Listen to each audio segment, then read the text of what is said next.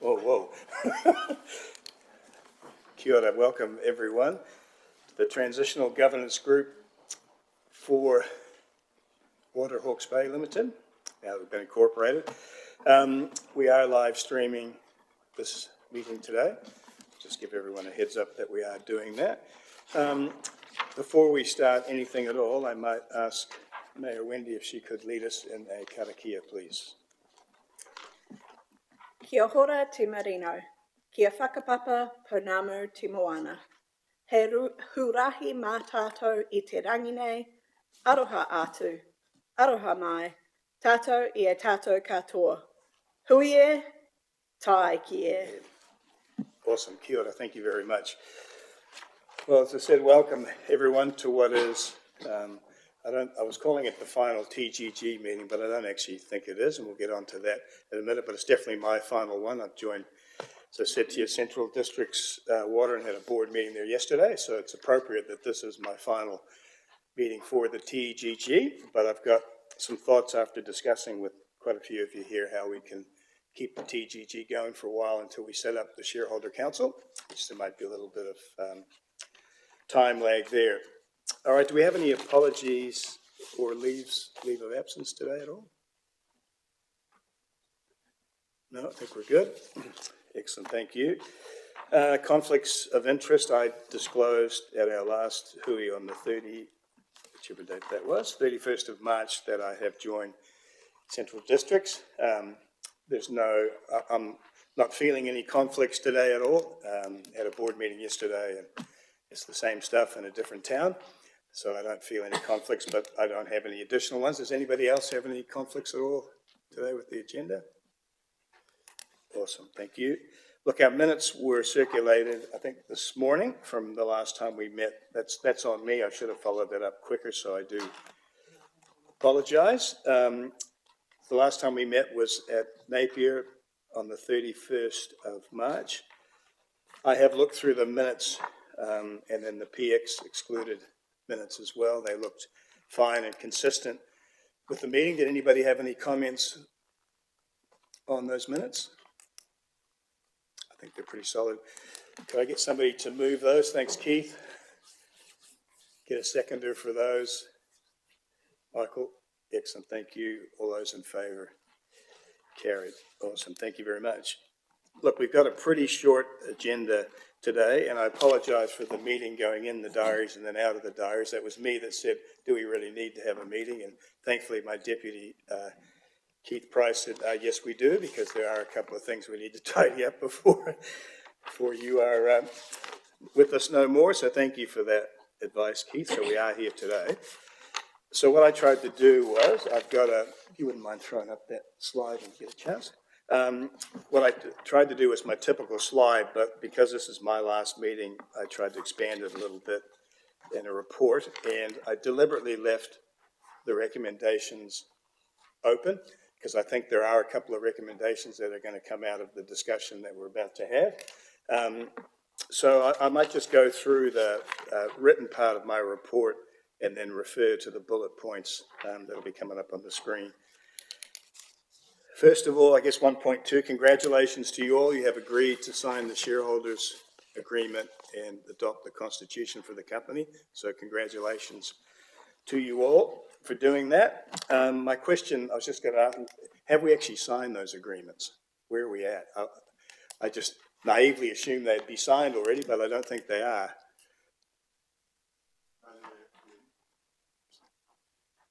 They're not signed as yet. We're just waiting to get through the transition agreement before we push the go button. But they're in the process. They're sort of in the throes of that process. So it's good. I would just note that when I look at the resolution passed by you all, signing those agreements wasn't conditional on the transition agreement. So I know you've linked the two, but you don't necessarily have to if you don't want to. So it's just something for the remaining TGG members after I disappear today. Just keep an eye on that. I think it's just process, Ross, so let's just get them signed whenever we can. Be good. Just a reminder that as we move forward, deliberately clause 6 of the shareholders agreement and schedule 4 is really specific about what the shareholder forum is to do. And I think that's a real plus for our shareholders agreement. It's very specific what the shareholder committee is being set up to do, which I think is fantastic. In essence, the SRF will provide governance oversight, provide a forum for the council shareholders, and you appoint the board of directors. So the SRF is quite a chunky organization, and it has quite a lot of influence in this process going forward. So I just wanted to remind, but if you are looking at new members or independent chairs, et cetera, in the future, those are the two key reference points. Clause 6 and Schedule 4, very well laid out. So that was a good part of those agreements.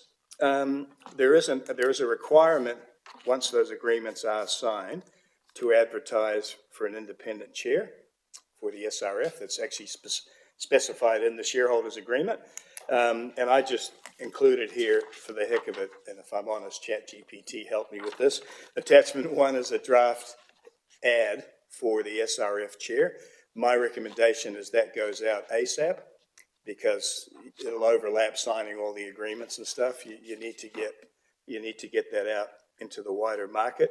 And Hastings is the admin council under the shareholders agreement. So I'd suggest the remaining TGG members after today keep an eye on that, and it should get out to the market as soon as possible. So I just put a starter for 10 in there, but I'm sure you folks can moderate that a bit. As I said, Hastings is the admin councils, and my only insights are, one of the observations around the country is the chair of the SRF equivalent is a local.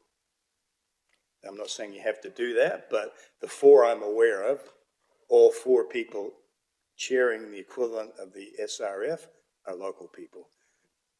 Okay, so that doesn't mean that can't be an out-of-towner, but it's just the trend I'm seeing around the traps is they're local, with mana and commercial and local government now, if possible. So that's what I've seen. I spoke to Wendy Harvey.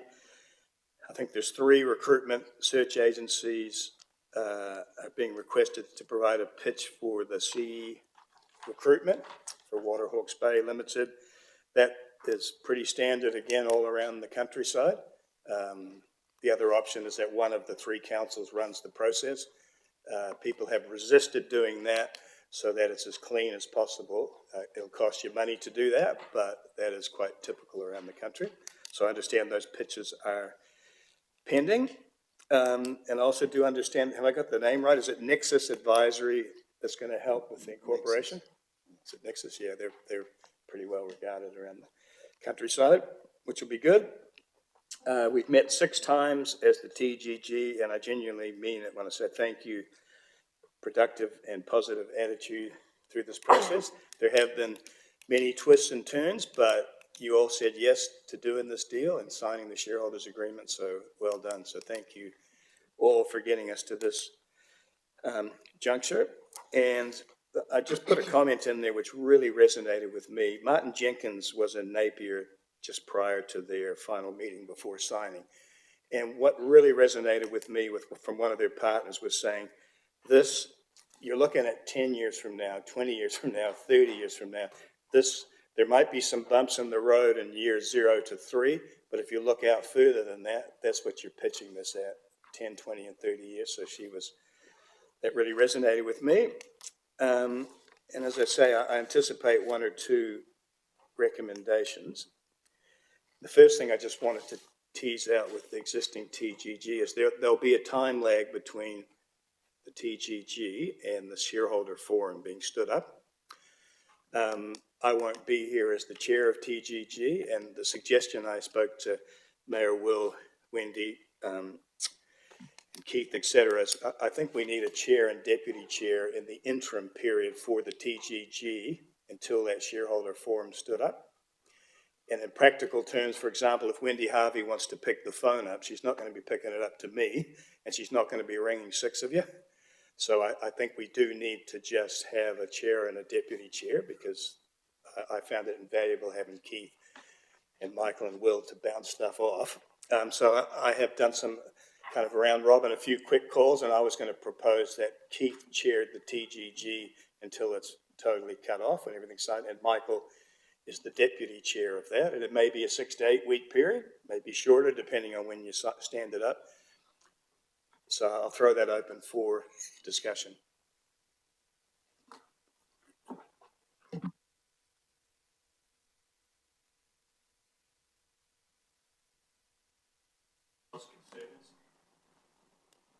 Will?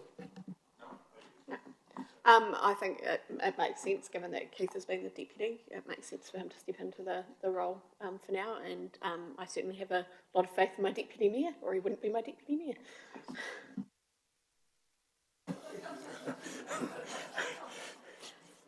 That wasn't the past tense, was it, Your Worship?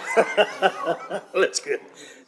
So I think, and it really is, and the other, the TGG, where it's been really useful is because we are a yard or two back from the deal. You can ask the questions like, where are the documents? Have they been signed?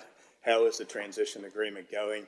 Without getting in the way, but that is your job as the TGG. So if members are happy, well, I'd like to move that for the remainder of the TGG's life, which is expected to be probably 6 to 8 weeks, that Keith be the chair of the TGG and Michael the deputy. So can I put that motion forward? All those in favour? Second. Oh, sorry. Thank you, Wendy. You know me in procedure. Thank you, Craig. All those in favour? Excellent, carried. Well done. Congrats, gents. And then the second thing I wanted to raise, and I'm not sure if we have to resolve it, is I'd like to get your feedback about getting the ad in the paper for the SRF chair. Do we think that's a good idea? Yeah, I mean, I guess would that be? Sorry, got to get used to this. Would that be a matter for the SRF when that first comes together, perhaps? If I could make it a suggestion, it's my final meeting, I can suggest lots of things. I think that'll be way too late. I think because then you'll have to appoint a chair of the SRF for a period till you find someone. So if you advertise now under the expectation that the shareholder agreement stuff should be signed pretty soon, and your SRF will stand up when you sign it up, I just think you could get this process rolling and then recruit.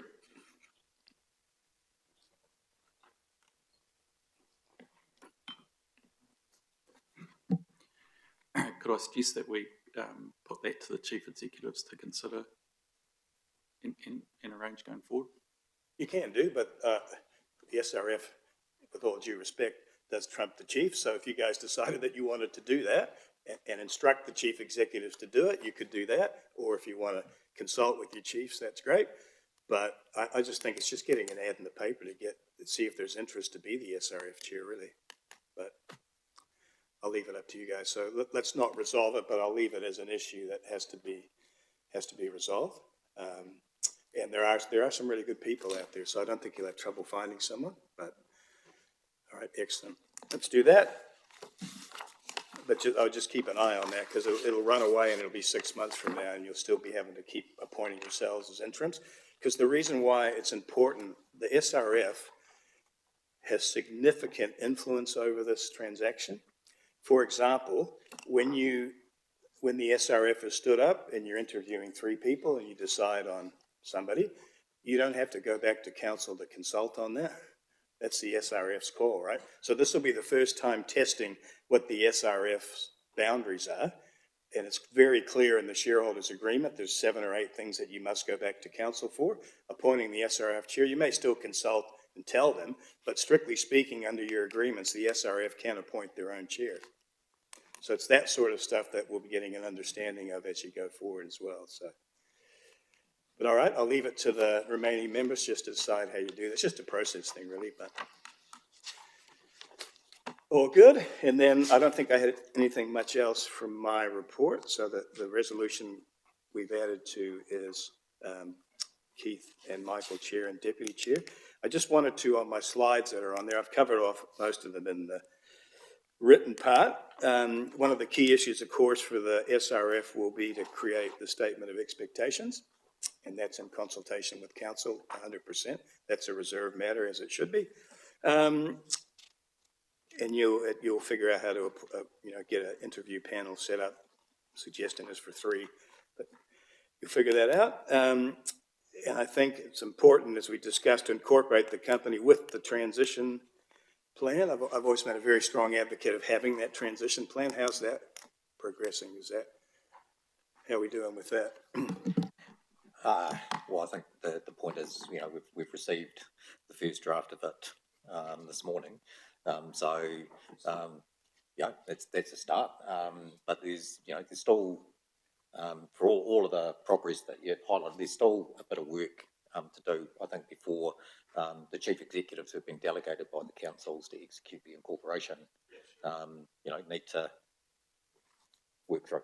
But, we've received the draft this morning, and, we'll work that through over the next week. And I think we've all of us on the TGG have always said pretty much from day one that between now and vesting, having some certainty of how that transition is going to work is really important. I can tell you around the countryside, not everybody does have a transition plan yet, but I'd suggest that over time they're all going to have one, because you've got to be pretty darn clear who's running the cutter until vesting. So I'm glad that we're ahead of that curve here in Hawke's Bay. So that's good. That's another thing I would suggest, that the TGG just keep asking their chiefs, how's that transition plan going? But it's nice that we got a first draft. I said in here, the director.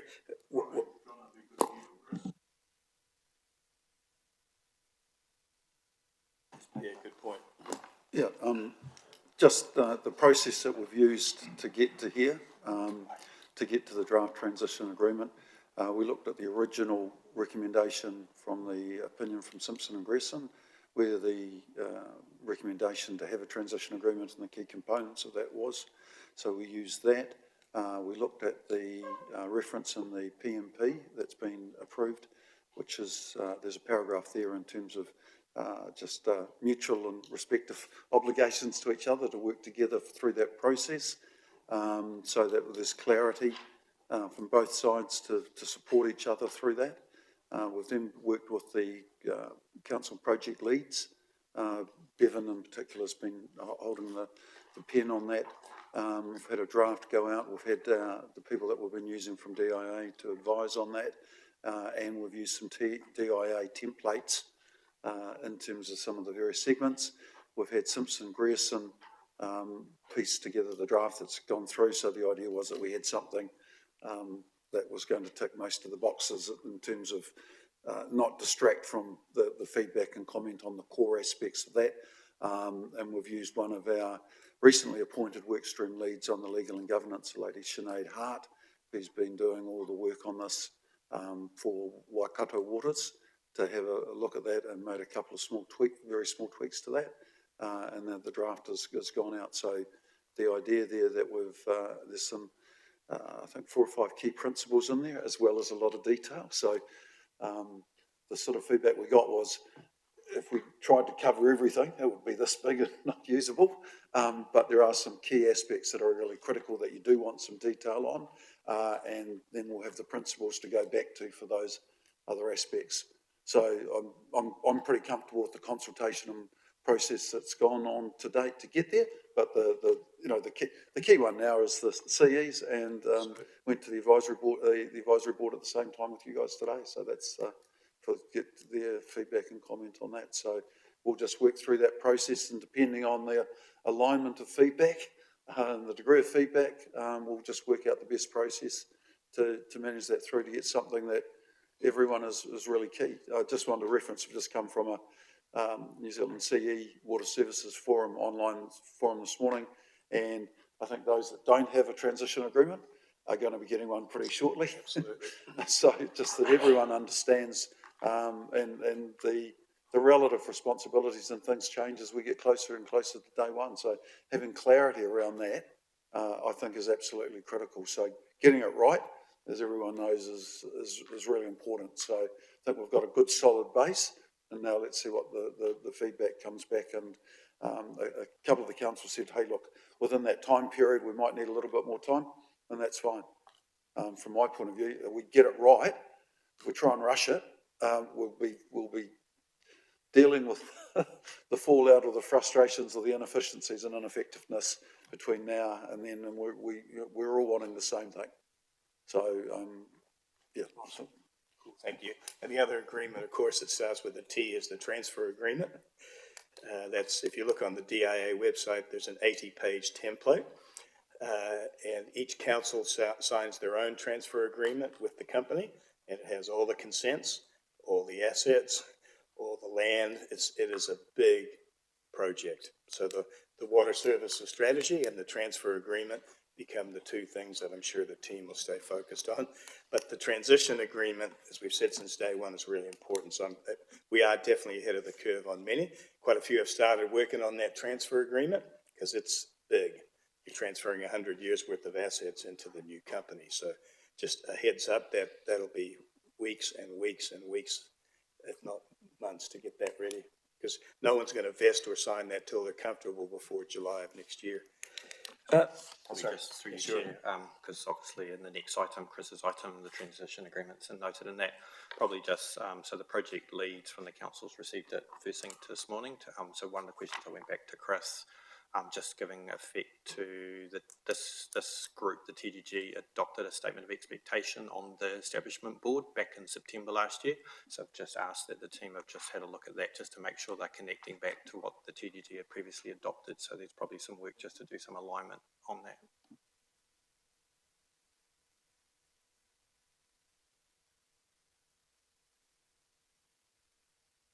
Sorry, I'll be getting better. I just want to note, which is really important, is the director's obligations.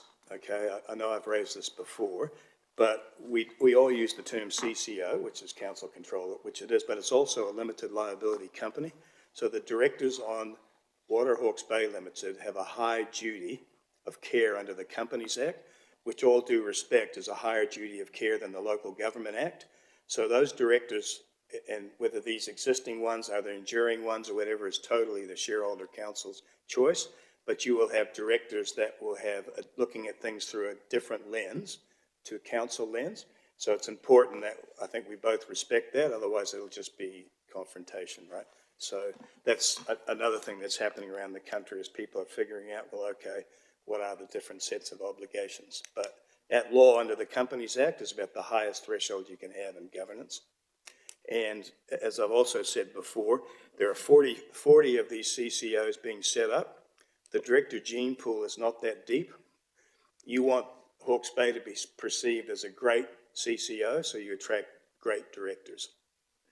Okay, so if you want to get the best, they want to make sure they're coming to you something that is streamlined, is being set up well, so that you do attract the best over time. And just my own friendly one is this SRF members, when you stand it up, just be careful you don't become deemed directors.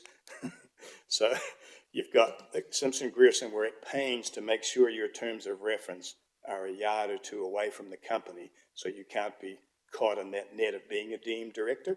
So the terms of reference will keep everybody safe. And the SRF, over time, you'll develop a program to select your ongoing or enduring directors. And also, just the final point I wanted to note was, let's not all forget that we're entering a completely different regulatory environment.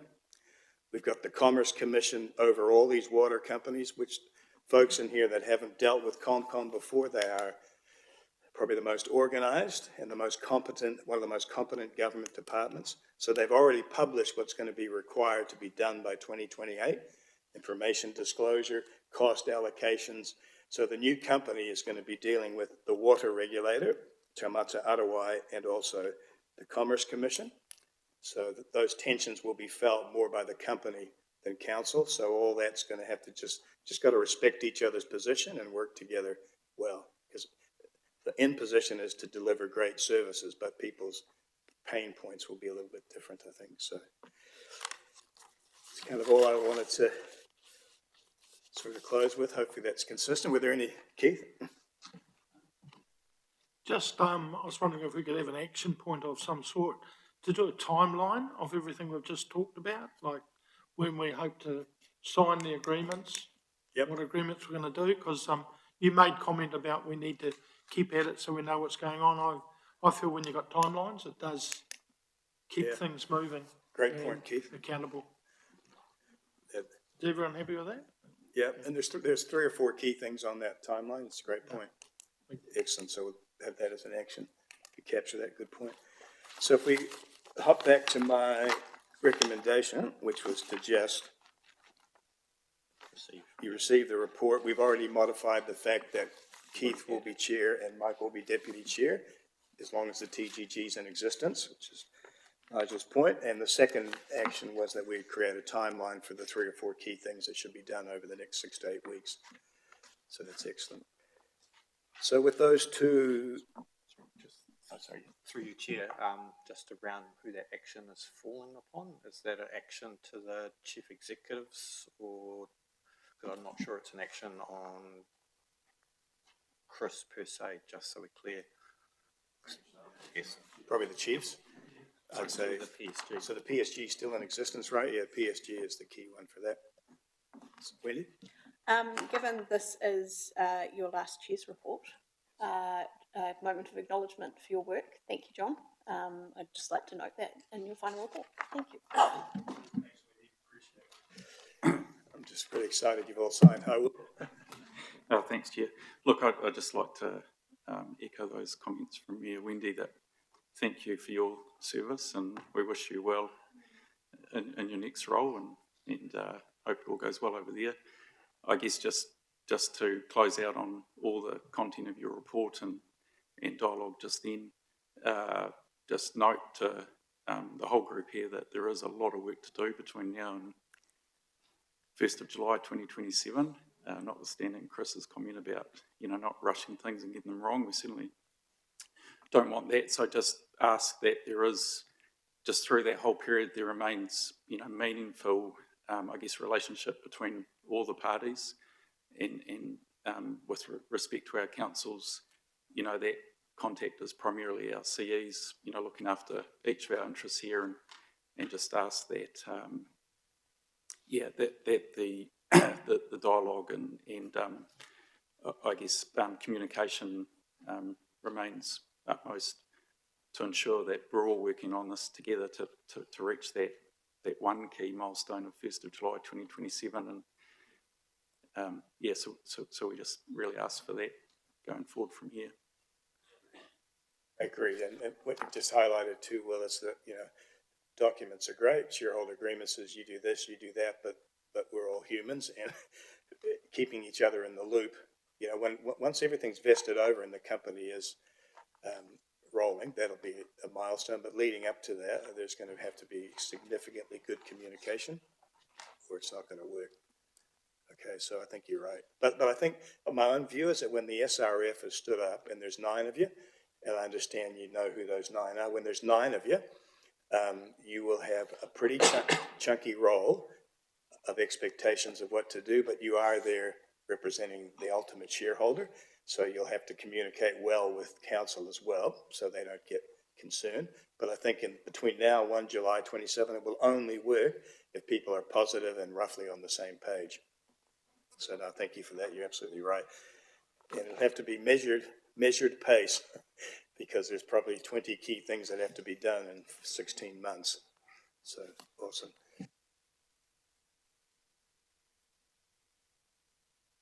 With those couple of changes, can I get somebody to, I'll move it, since it's my last meeting. Thank you, Wendy, for seconding. All those in favour? Aye, thanks. Awesome. I said my KPI on this was to make it the fastest TGG meeting of all time. You're drifting. I'm drifting, sorry. All right. The only other item we have of substance until we get to general business is I asked Chris just to give us, not to put the risk register and all the other stuff, but just to give us an update of where we're at. So it's all up to you, Chris. Take the reasonably brief report as read. There's a quarterly report that went into DIA. Again, we had the council project leads working on that in consultation. The first part of the 2-part report is on broadly where the progress is on the WSDP. The second part was that there were specific aspects relevant to each council, so that information was put into that. And before we sent it through, we had DIA supporters and advisors go through that. It's a DIA template, so that's been submitted, that's been acknowledged, and we'll see whether we get feedback on that or not, but it was a reasonably smooth process.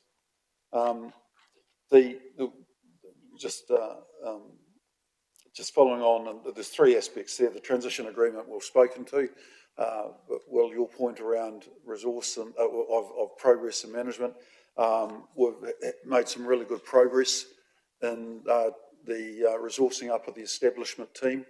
We had a deliberate strategy of looking, there's a program manager role, 7 work stream leads, that what we wanted to do was get a program manager and 3 or 4 of the work stream leads to come out of people that have been successfully leading that local water done well legislation and work, and Waikato Waters, who've 6 councils been brought together.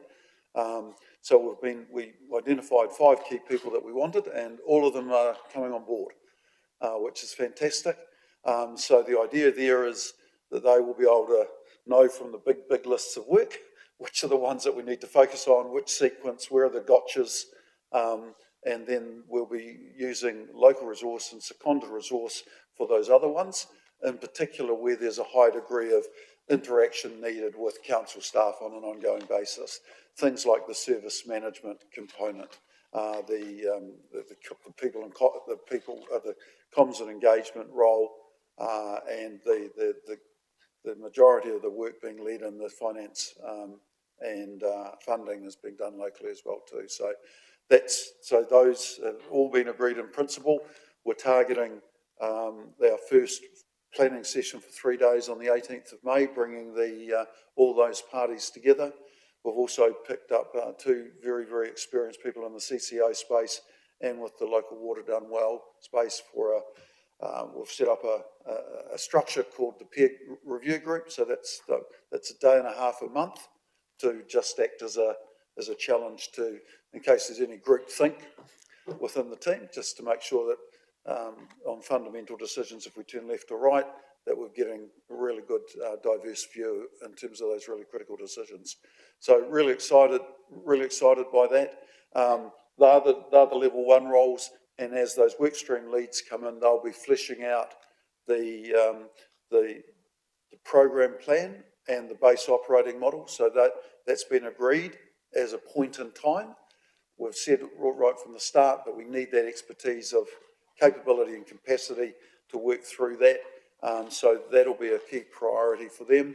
We're already now moving on getting seconded resource from council. So thank you to Napier for the shift in resource that's coming across, people that will be in senior positions within those work streams. So all the pieces of the jigsaw are coming through really quickly. So we've got some contractual things to finish off over the next couple of weeks, but some of those, for example, Sinead, have started work already. What that also means is that we've gone through the work streams, well, to give you some confidence, there's a whole lot of no regrets work that we can get done now, irrespective of when the work stream leads who will come on, over the next few weeks. It's just going to have to be done anyway. So we're going to be working on that. We've got a whole series of work called No Regrets that we'll be working on to get all that momentum going. That's going to be needed irrespective of the expertise that the workstream leads come on with. So, so that's happening. So it's not a sequential process, a linear process in terms of this being needing to be done. So there's a lot of work to be getting on with, but great that we've basically got those level 1 roles in place. The P&C role we're recruiting for at the moment. It closes on Monday, so we're looking for a full-time role there because of just the magnitude and the importance of the risk of the whole people.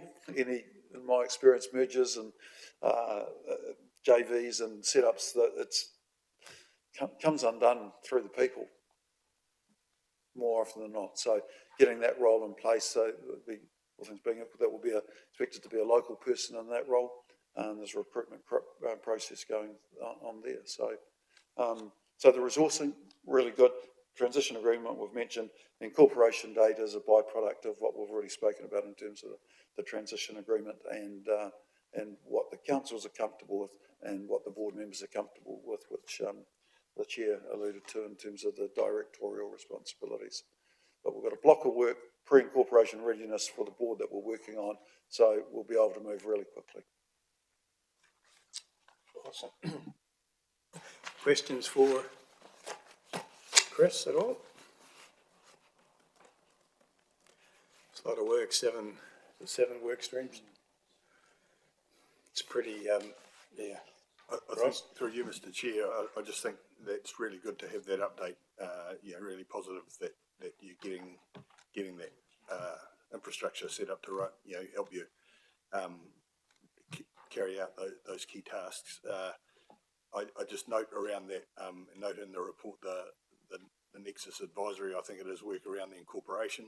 I think that's good that they're assisting the board. It'd also be really good, I think, to have them engaging with the council chief executives as we've sort of been delegated from the councils to execute the arrangements. So, look forward to, really welcome working closely with them as that goes forward. Absolutely. Absolutely. The first part of that work was the board on some of the stuff that the chair mentioned in terms of legal responsibilities and liabilities, as well as just a straight checklist. So that's fine. And so we can bring that information together and bring them on that journey. So, so absolutely. Michael? Yep. Through Chair, thank you, Chris, for your update. So in terms of keeping us up to date in future, I guess up to the Chair and myself just to organise meetings and liaise with you to keep everybody updated. So just want to note that. So, and we've got the weekly at this stage still PSG meetings, and notes that come from that are turned around pretty quickly. So there's a couple of vehicles there of the channels of communication. And the thing I sort of like, it does have balance to it because you've got Chris, but your three chiefs, I've said since day one, you relied on your chief executives for the resolutions, whether you enter this or not, and the chief executives are still key, even past vesting, but it's particularly key now. So I think you're right, Michael, understanding what the heck's going to be reported on from a shareholder oversight point of view. What are the 5 or 6 things that really matter and how are we looking against those? That's the key. Yeah, I suppose, and through you, Chair, just reiterate that, it's good to see some momentum around getting the workstream leads in place, but the critical thing for both the chiefs and the governance of this is going to be getting to that next level of detail around a sequence plan, clear milestones, so that, that's the reporting that the chiefs on behalf of the shareholding councils are getting, and the advice to, governance. And that's, just reiterate the point that for, the momentum and the work that's been done, there's still lots to do. A heck of a lot to do over the next period. And some of the experience around the countryside as well too, Nigel, is that interface between seconded people coming of existing employees, seconded in to help, and still having to do other bits and pieces, like that's level 2 and 3 detail, but it's crucial, right, to get that rolling. So, no, I absolutely hear you loud and clear that 1 July 27 will come up real quick, so.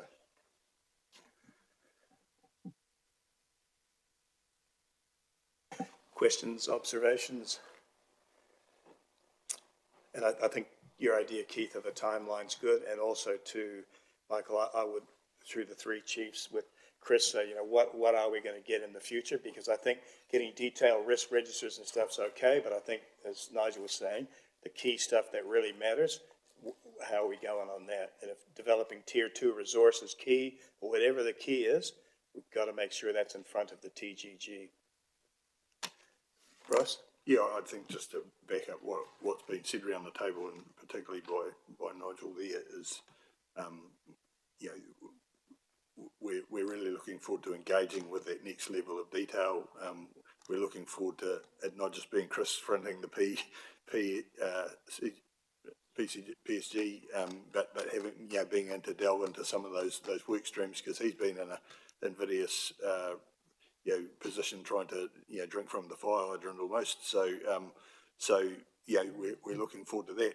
And you've made clear those director responsibilities, and how important they are, and absolutely, agree with that. And I'm sure, the governors agree with that too. But the councils are actually, handing over, billions of dollars worth of assets, staff, intellectual property in both at a governance level and at a chief executive level. We have a fiduciary obligation to our councils and our communities to ensure that's happening in a manner that's going to take forward and not take back the position of the council. So there are two lots of duties there, and we're really wanting the arrangements and the agreements and the working relationships to reflect that two-sided relationship.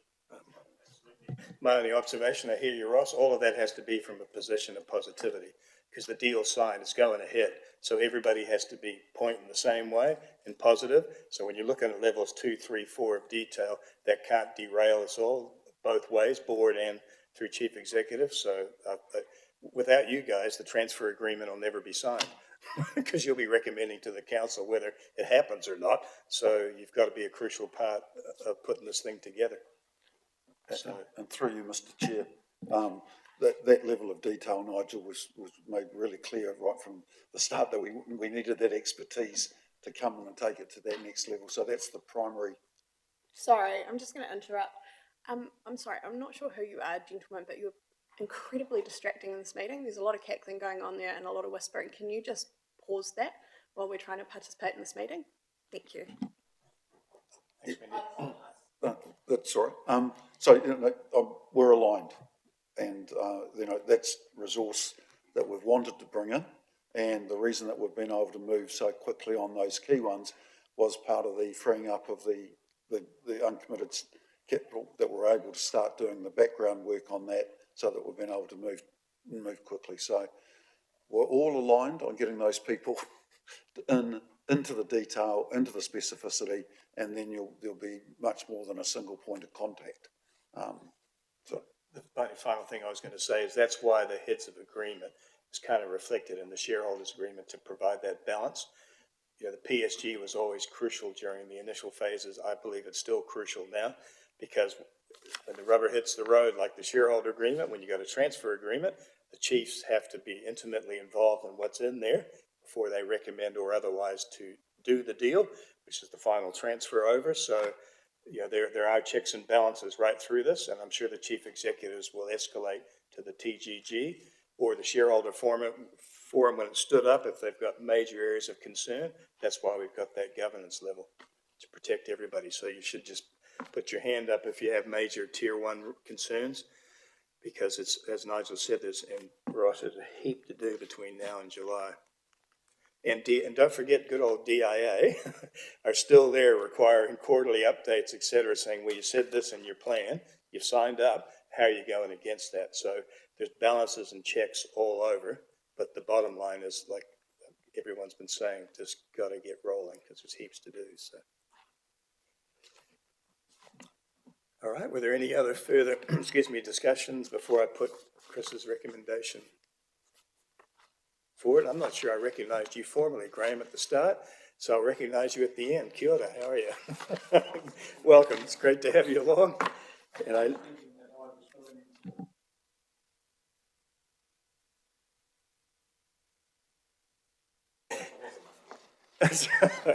hey, it'll all work out. I understand you'll be on the shareholder representative forum and stuff, so it's great. So we're an open meeting, that's terrific. So Chris's recommendation is on page 16 of our agenda.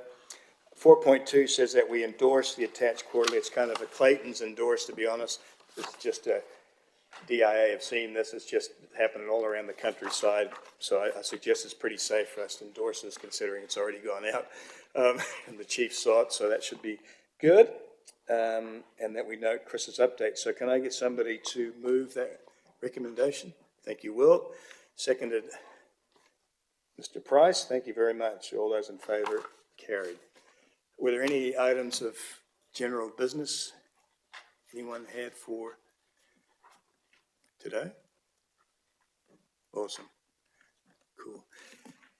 Thank you. Again, I'm really proud of this province, and I reckon it's going to be fantastic, but there's a bucket load of work to do. And as long as we're roughly pointing in the same direction, I think we can get there. So best of luck. I'll call you every once in a while, Keith, see how it's going. So thank you. If I may do closing karakia. Thank you. And just starting again by acknowledging your work as chair through this process, John, thank you. It's been excellent to have you, and it's a significant generational change for our communities, what we're stepping into, and bringing together 3 councils is no small undertaking, I think it's fair to say. I'll do our closing karakia in English, which is the translation of what I opened with, which is, may peace be widespread. May the sea be like greenstone, a pathway for us all this day. Let us show respect for each other, for one another, bind us all together. Amen.